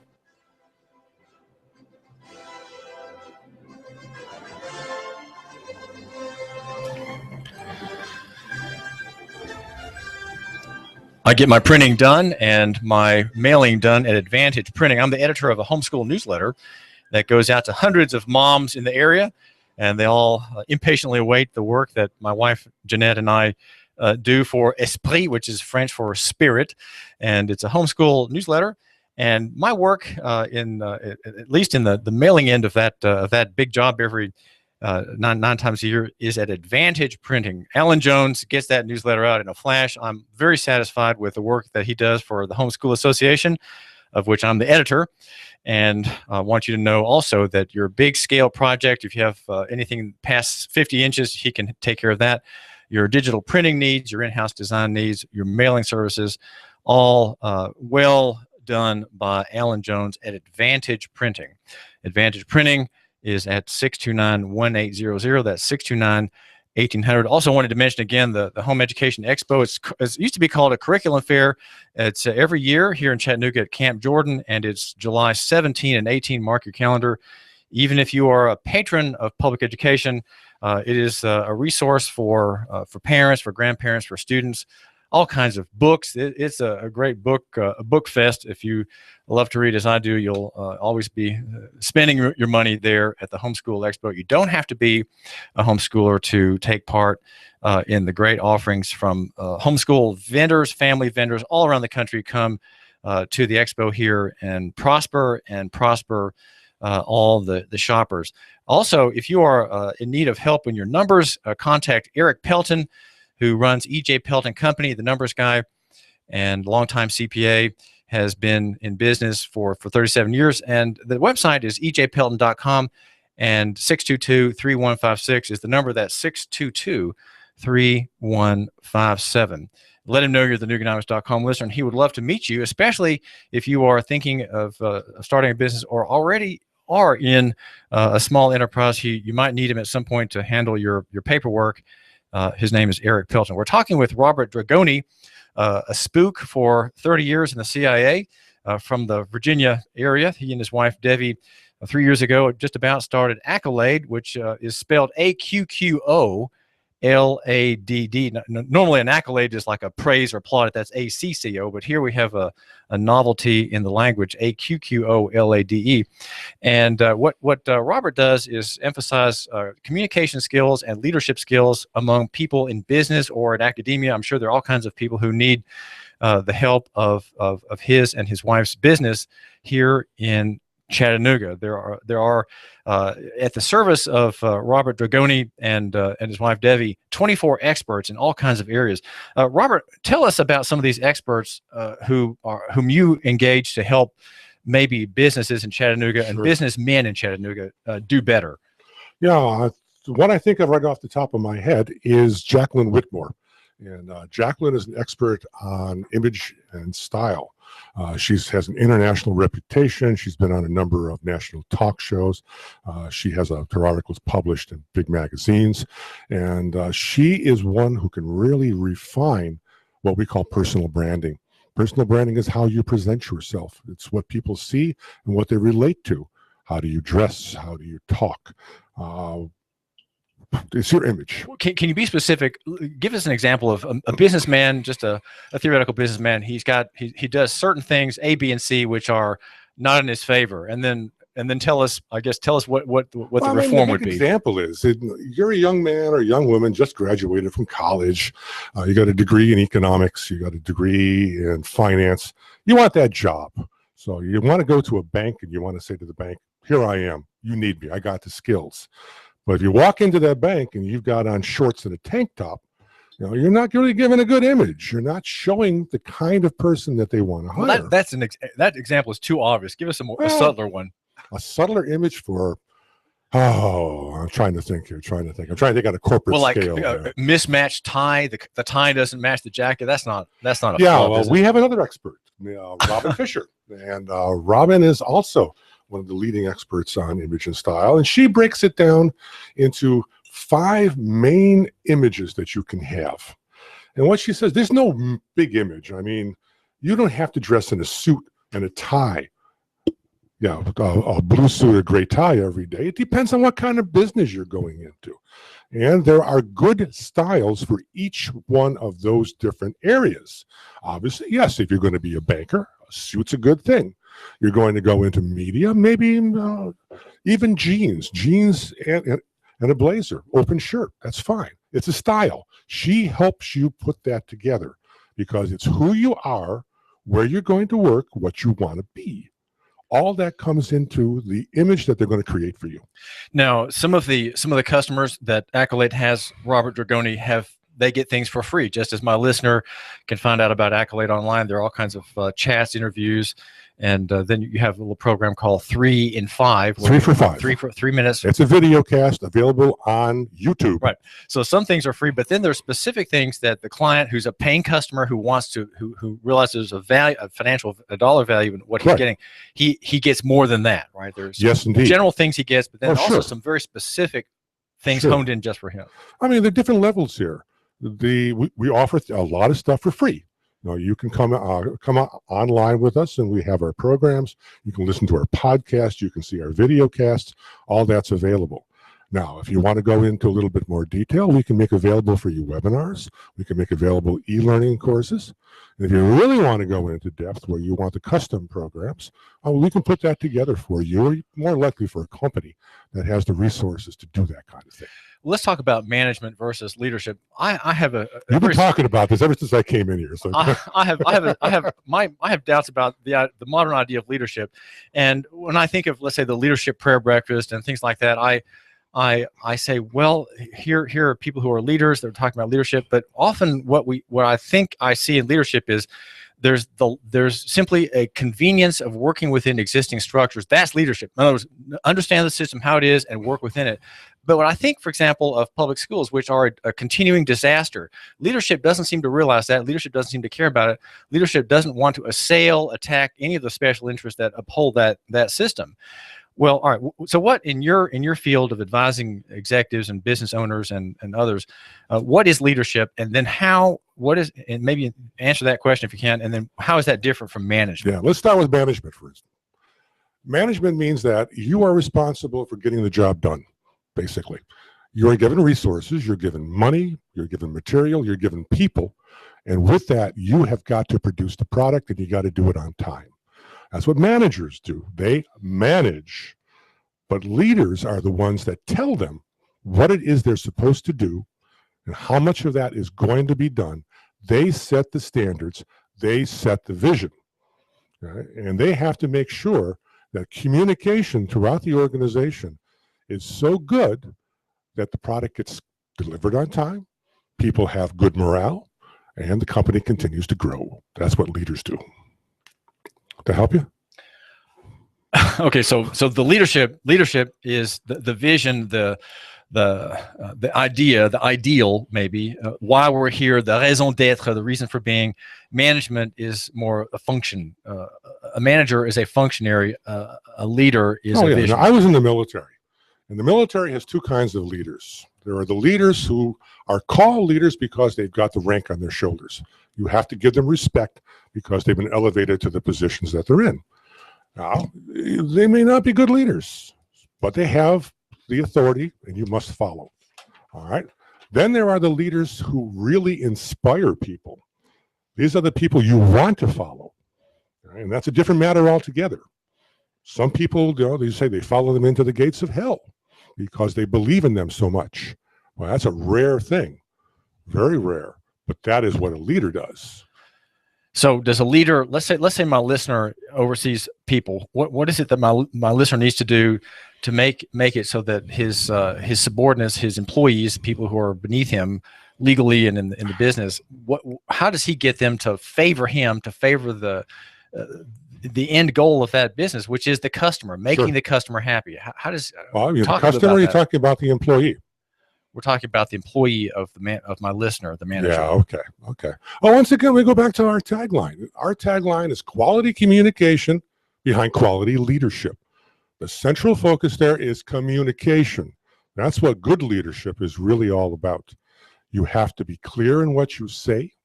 You have to make sure that people are listening to you. And listening is something you should do. A good leader starts off by keeping his mouth or her mouth shut and listening to what people have to say. All right, so the communication has to be two-way.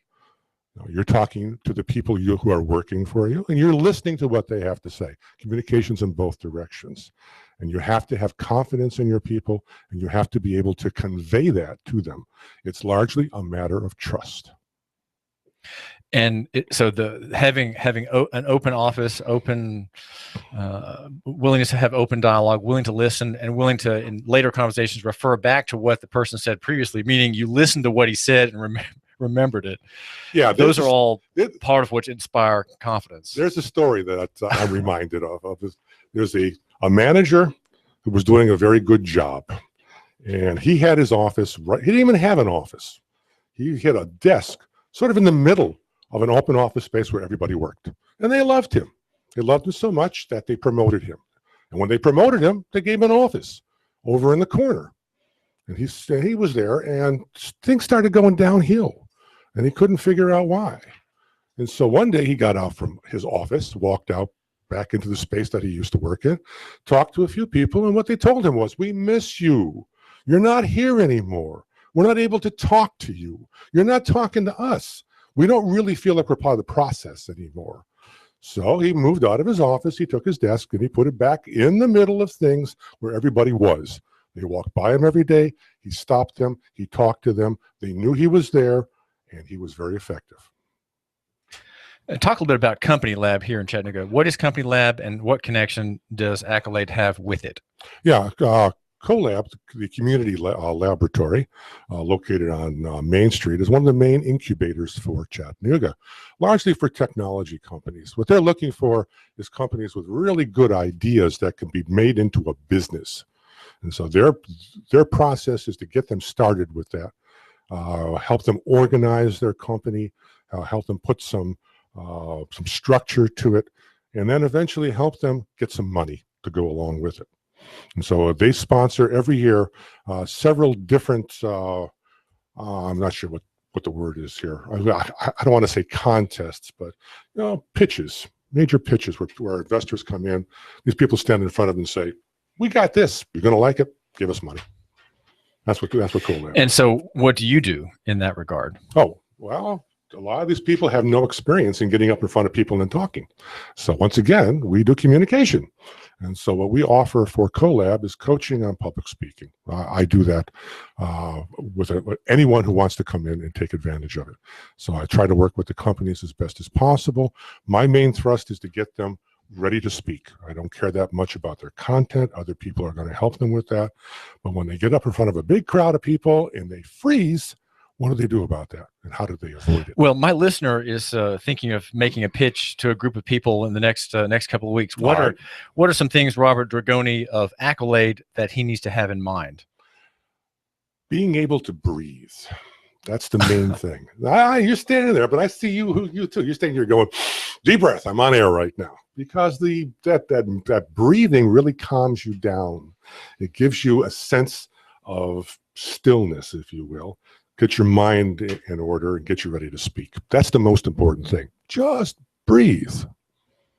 Okay. Now, the other thing that goes along with that, because you're breathing, is that everybody thinks that public speaking is a mental exercise. It's all in my head. Oh, I'm going to get nervous. I'll talk myself out of it. Doesn't work that way, because public speaking is a physical activity. It's not a mental activity. Your whole body communicates. When you get up there, it's how you gesture, how you hold yourself, how erect you are, and of course, how much you're breathing. Once again, it's all physical. And if you can control the physical aspects of this, you can give your audience a good presentation. It's good never to have a text that you gave that away read for free. Wait a minute. Now, I said that. You're not. My listener should not have a text from which he reads word for word, right? He should. No. That's fine. That's fine. There's different kinds of presentations. If you feel comfortable reading off of a script, read off a script. But there are ways to do that. You've got to keep looking at your audience, because that eye contact is extremely important. If you just stand up in front and read a piece of paper, no one's going to listen to you. But if you glance down, get your words right, think about a few sentences ahead, and give that good presentation without staring at your paper, you'll do fine. Lots of good people do that. Lots of very famous people do that. Talk a little bit further, Robert Dragoni, about listening. That when you were talking about the great gift of leadership, one thing that we kind of passed over was just the ability to listen. What is listening involved?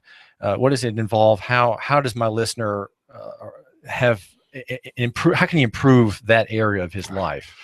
Everybody wants to talk about themselves. You notice that? You get into a conversation, you say, I went to this restaurant last night. Before you know it, someone say, oh yeah, I've been to that place. It was great. And they tell you about it. They tell your story for you, because they're not listening. All they heard was a cue for them to start talking. So you got to remember, good listening means it's not about you. It's about the person who's talking to you. So you've got to be very uncritical, absorb what they have to say, and keep your mouth shut. Don't talk about yourself, because it's not about you. It's about them. Good listening is really paying attention to what the other person is telling you. And maybe not asking questions because you don't want to interview the person, but maybe you can ask questions, but the questions have to be related to what the person's saying. You ask questions for clarity. Because you really care what that person's saying, and you want to get it right. You don't want to mishear or misunderstand something. Right. So you ask. You don't want to say, "Oh no, you're wrong about that." Or you can ask questions which are tending in the direction of what he's saying, but they're kind of neutral, and so that encourages the person to continue. Right. And so there's nothing really wrong with being the person who does most of the listening rather than most of the talking. Mm-hmm. Yes. Why is that a virtue? What's the benefit there? Well, the benefit there is, you're going to learn something. You're going to find out what you need to know in order to improve your system. So if you got employees who are unhappy, why are they unhappy? You're going to go down and tell them, hey, your morale's bad. Beatings are going to stop when morale improves, that kind of thing. No, you don't want to do that. You want to go down to the shop floor and say, okay, what's going on here? What problems do you have? How do these things happen?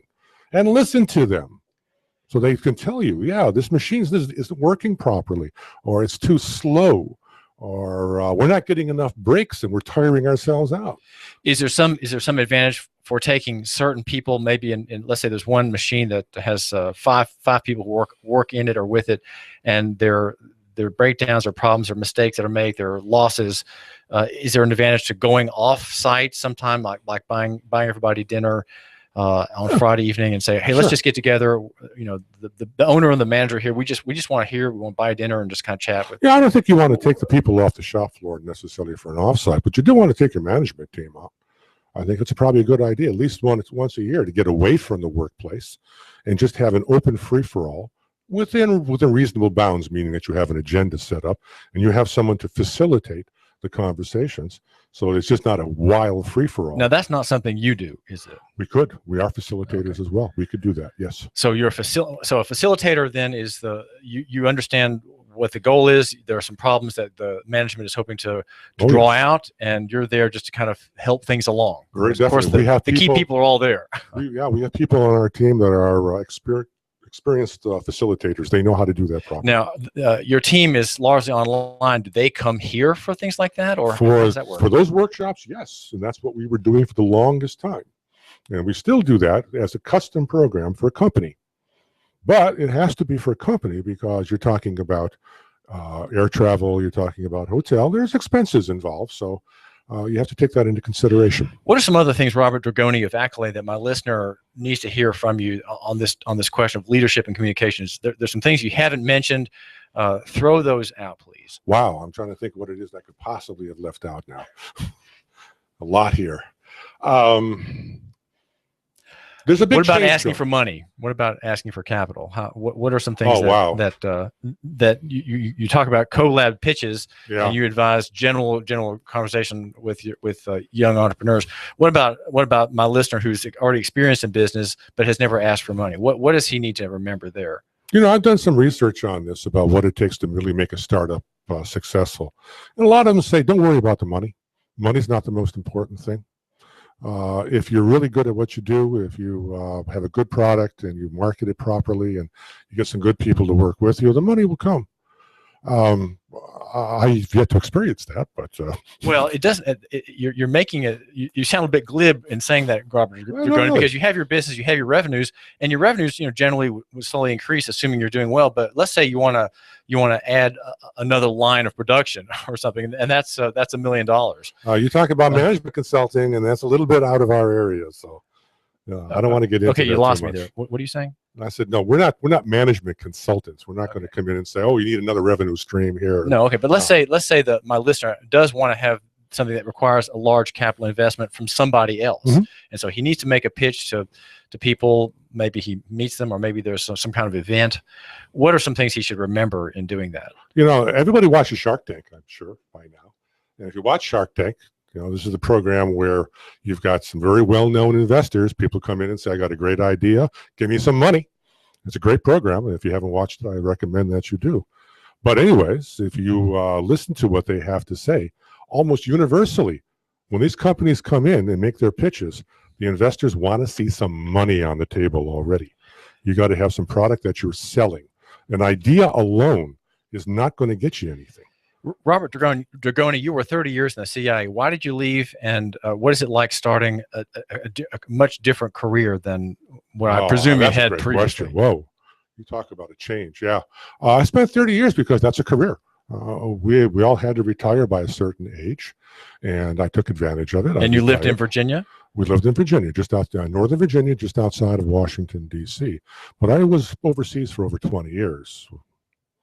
Anyways, what you were talking about was... you're now doing something completely different. You're a businessman. Yes, you're an entrepreneur. You started something when this was not my idea. This was not my idea. Was it your wife Debbie's idea? Well, you're getting into something there. Yeah. See, I worked for the CIA for 30 years. Then I worked for a private company for 10.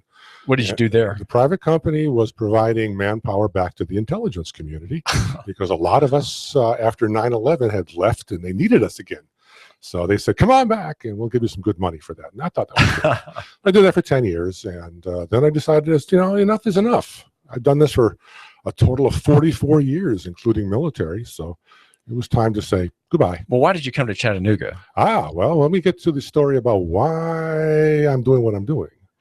Now, at the time that I was doing this, my wife had a dream that she wanted to start a company to give people in IT primarily good people skills.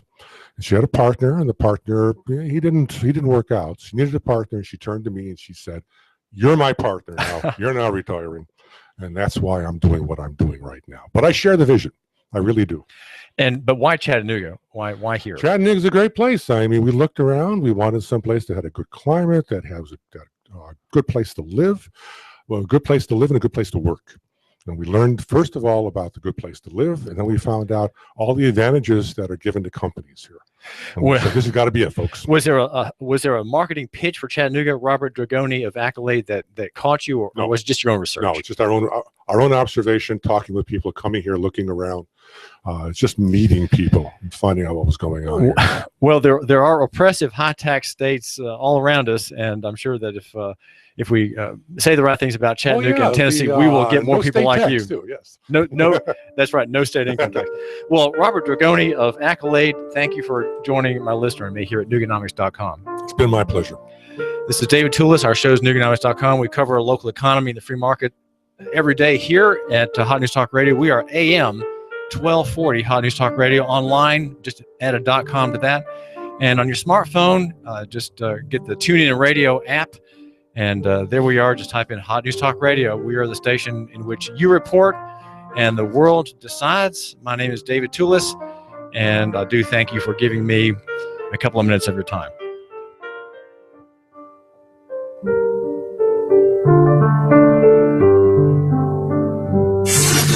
You give us 12 minutes and 40 seconds, we'll give you Chattanooga and the world.